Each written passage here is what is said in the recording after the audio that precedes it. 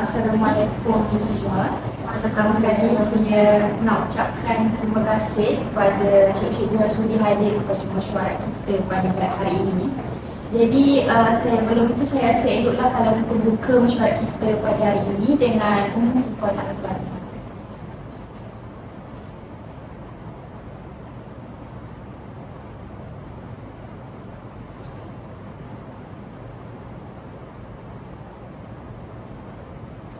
Okay, baik.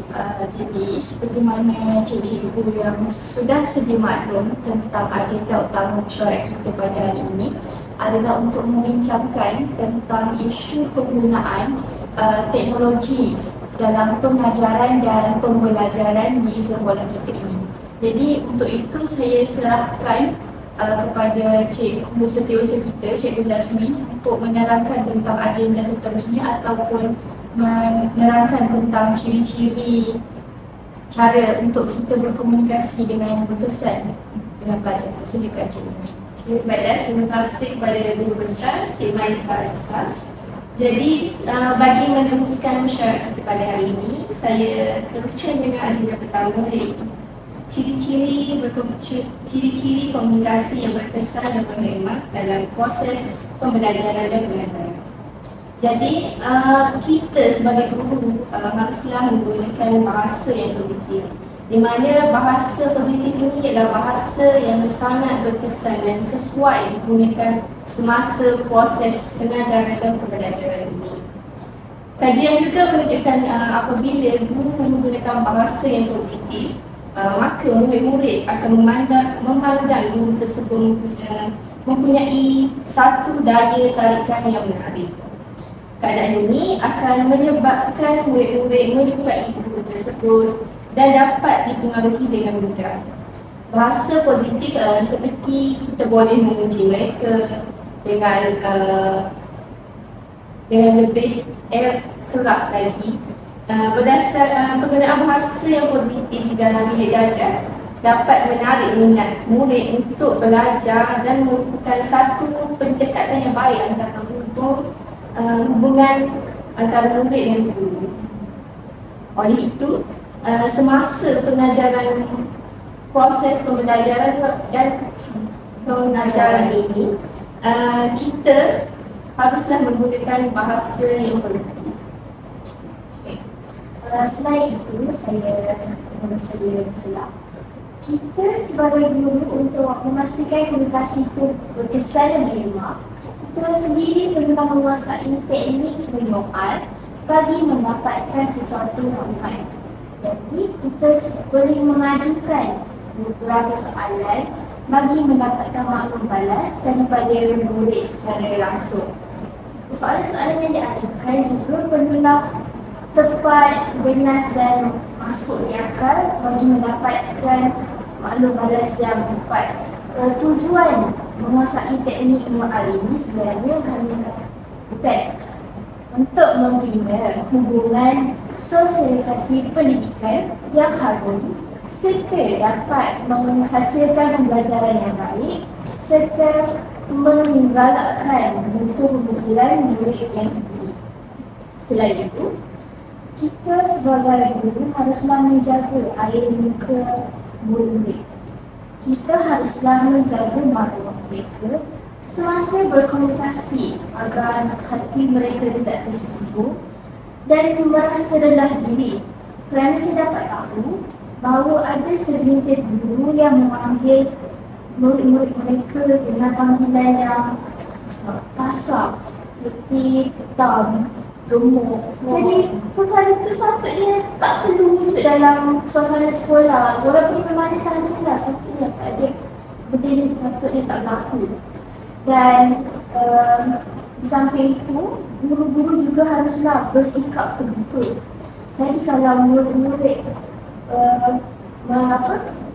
mengemukakan idea-idea baru ataupun bercanggah daripada idea yang kita ajarkan, jadi kita haruslah menerima dengan hati yang beda supaya mereka juga dapat kita juga dapat berkongsi idea perkembangan semua tu kan. Sebab bukan kita saja betul, mana tahu mereka juga memiliki pemikiran yang lebih tinggi dari kita. Saja. Saya juga ingin menambahkan di mana dalam komunikasi juga guru harus mempunyai sifat empati, di mana kita tahu bersifat empati ialah gaya menyelami dan memahami perasaan orang lain, terutamanya kepada murid-murid kita.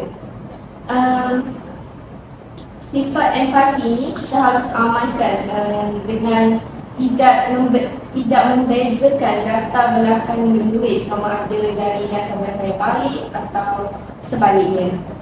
Selain itu kita juga harus sabar dan tidak memotong perbicaraan mereka seperti yang Encik Lydia katakan tadi. Kita tidak tahu jika mereka mempunyai pemikiran lebih kreatif daripada kita kan. Jadi kita juga harus bersangka baik supaya tidak menimbulkan fitnah antara murid. Seperti amalan sifat empati ni kita telah terapkan antara guru, jadi kita haruslah terapkan antara murid-murid juga bagi mewujudkan hubungan yang baik antara murid dan guru di sekolah. Secara tidak langsung, pentadbiran sesebuah sekolah akan berjalan dengan lancar dengan adanya hubungan yang baik antara guru dan antara murid-murid. Tambahan ciri-ciri komunikasi dalam proses pembelajaran pengajaran, guru juga haruslah menjadi pendengar yang baik kepada murid-murid. Seperti ini supaya dapat mewujudkan kepercayaan hubungan antara murid dan guru.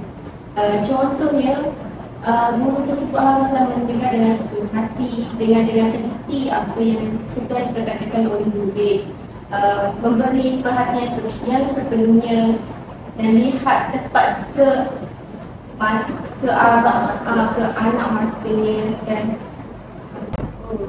saya tidak satu lagi bagi menghasilkan komunikasi yang berhemah dan besar, bahasa tubuh juga merupakan pengaruh yang besar, kerana saya pernah baca dalam buku yang bertajuk Silent Messages daripada Dr. Albert Mehrabian. Komunikasi itu dipengaruhi oleh 7% daripada kata-kata, 38% dari nada suara dan 55% daripada bahasa tubuh. Jadi kita dapat tengok 55% tu dikira skala yang besar. Jadi bahasa tubuh ini ialah tingkah laku fizikal. Dari di situ, tingkah laku fizikal ni seperti kontak mata, cara kita postur badan kita tidak bolehlah bahu macam dia depan macam jongkok macam dia betul-betul juga.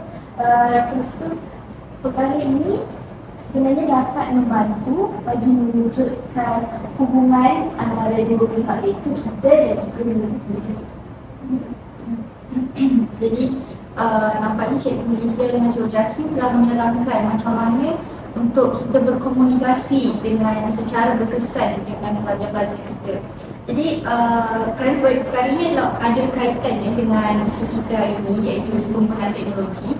Jadi saya nak dengar daripada Cikgu kita Tasha yang dari tadi berdiam diri. Apa pandangan Cikgu Tasha tentang penggunaan teknologi dalam pengajaran dan pelajaran dalam kelas? Pada pandangan saya, pada masa ini zaman kita semakin moden, jadi kita sebagai guru-guru seharusnya lebih banyak menggunakan dan memanfaatkan teknologi dalam proses PDP kita kepada murid. Dan saya dapati juga terdapat segelintir guru-guru di sini sudah mula menggunakan penggunaan teknologi dalam proses PDP mereka. Saya lihat murid-murid lebih bersemangat dan mula memberikan sepenuh perhatian apabila guru itu mahu mula mengajar. Dari pemerhatian saya juga, saya dapati apabila guru-guru menggunakan teknologi ketika proses PDP, suasana pembelajaran itu jadi lebih menyeronokkan daripada kebiasaannya. Seperti yang kita semua tahu, teknologi ini banyak memberikan kemudahan, utamanya juga dalam bidang pendidikan, dan kita perlu memanfaatkan kemudahan tersebut. Jika kita asyik memperuntukkan masa PDP kita selama 1 jam untuk hanya mengajar mereka, mereka mungkin akan mula bosan dan kurang memberi perhatian kepada topik yang dipelajari. Jadi sebaliknya, apa kata kalau kita guru-guru ni cuba untuk menggunakan teknologi dalam proses PDP kita. Contohnya, kalau sekiranya kita mengajar topik kebersihan, jadi kita boleh melayari contohnya aplikasi YouTube dan mencari lagu-lagu kanak-kanak yang berkaitan dengan kebersihan supaya mereka lebih tertarik dan belajar sambil berhibur. Fokus mereka juga akan lebih meningkat daripada kebiasaan dia tanpa menggunakan teknologi. Saya bersetuju dengan pandangan daripada Cikgu Tasha, tapi bagi saya masih lagi ada impak negatif jika pelajar kita terlalu didedahkan dengan teknologi, kerana kita tahu bahawa di sekolah ni adalah tempat untuk kita mendidik mereka. Jadi bila kita mendidik mereka dengan terlalu banyak teknologi, dikhawatiri mereka akan membawa impak negatif itu ke rumah, kerana apabila mereka terlalu terdedah kepada teknologi, mereka berpotensi untuk hilang fokus dalam pelajaran walaupun telah diberitahu oleh Cikgu Tasha kerana teknologi mampu memfokuskan. Tapi daripada segi impak negatifnya akan menghilangkan fokus mereka dalam pelajaran, kerana pelajar ni akan menghabiskan banyak masa dengan melayari laman web yang berbentuk hiburan semata-mata hanya untuk keseronokan yang tidak mendatangkan pun sebarang input. Jadi masa yang diperuntukkan oleh mereka untuk melayari untuk mengulang kaji pelajaran ni terbuang begitu saja apabila mereka terlalu gairah ataupun terlalu asyik melayari internet kerana mereka terdedah kepada teknologi. Jadi laman sosial kerana kita tahu pelajar-pelajar kita ni lebih advance dengan izin daripada kita. Mereka ni akan menggunakan lebih banyak masa untuk melayari laman sosial seperti Cikgu Jasmine guna laman sosial apa biasa? TikTok. Okay, TikTok. Kalau Cikgu Nita macam mana? Instagram. Cikgu Tasha? Facebook. Okay, jadi laman-laman sosial ni, laman sosial seperti ini akan menyebabkan pelajar ni terlalu bebas didedahkan dengan teknologi tanpa kawalan. Saya fahamkan kerisauan cikgu besar apabila melibatkan tingkah laku dan prestasi murid-murid di sekolah kita. Namun impak negatif itu perlu dikawal supaya tidak lebih kepada menarik lagi. Jadi impak positif juga banyak sebenarnya. Contohnya seperti memudahkan komunikasi antara guru-guru dan juga murid. Contohnya jika guru-guru tidak dapat hadir ke sekolah disebabkan cuti ataupun menghadiri kursus di luar, dan guru-guru berkemungkinan akan risau kerana tidak dapat mengajar murid-murid. Dan adanya teknologi ini, guru-guru dapat mengajar walaupun secara atas talian. Guru-guru dapat membuat kelas kaji secara atas talian, dapat membuat kelas kaji secara atas talian sekiranya terbatas untuk membuat kelas kaji secara bersemuka walaupun dengan jarak yang jauh. Namun pada masa ini sudah banyak aplikasi yang dicipta bagi memulihkan pembelajaran secara atas talian seperti Google Meet, Google Classroom, Webex, Zoom dengan izin dan sebagainya. Sebelum ini pun ketika negara dan dunia dilanda wabak COVID-19, kita sudah menggunakan aplikasi-aplikasi ini untuk mengajar murid secara atas talian. Jadi tidak salah saya rasa sekiranya guru-guru meneruskan lagi pembelajaran menggunakan teknik digital ini. Dan saya juga rasa bahawa penggunaan teknologi dalam PDP ni akan memberi impak yang negatif pada pelajar tersendiri. Contohnya macam Cikgu Tasha telah terangkan menggunakan pembelajaran secara atas talian itu dibimbangi objektif guru itu tidak tercapai.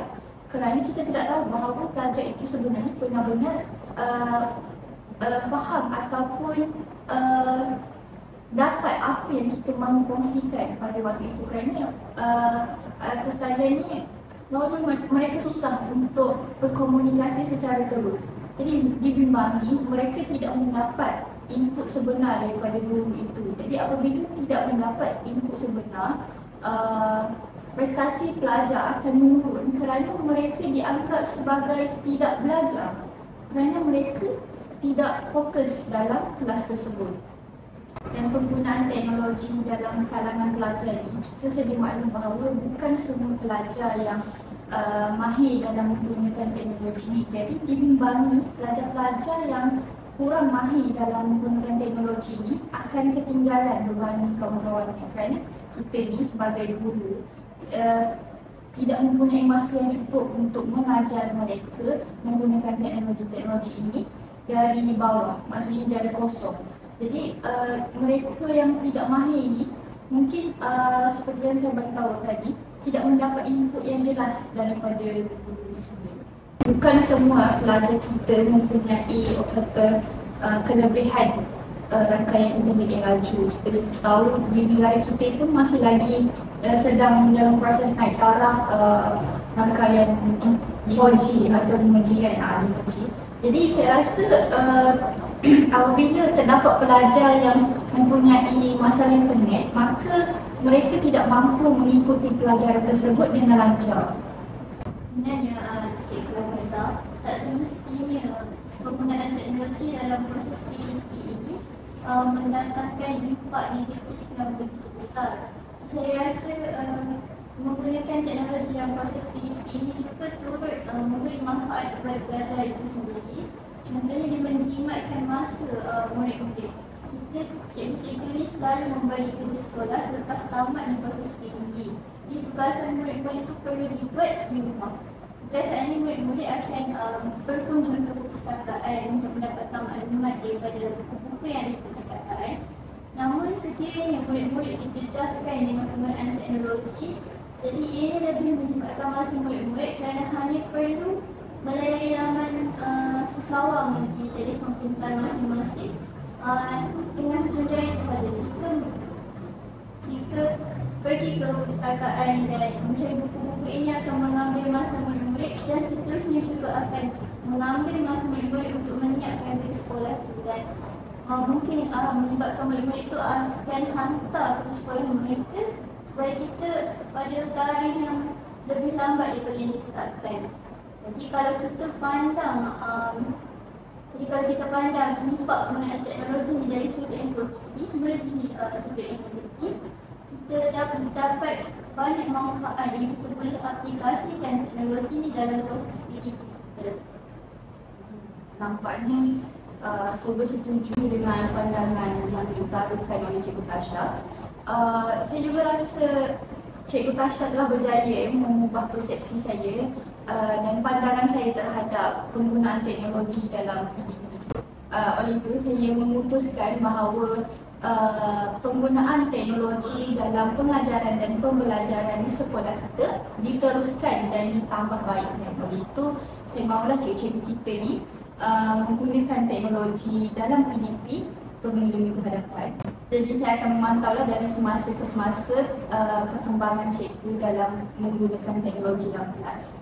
Saya harap semua guru bersetujulah dengan keputusan yang kita telah capai pada hari ini. Setuju ya semua? Setuju. Okay, bagus.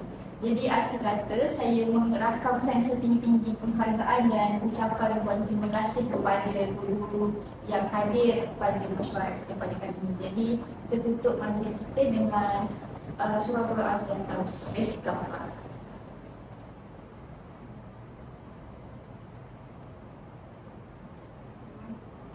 Jadi guru-guru boleh bersurat sekarang.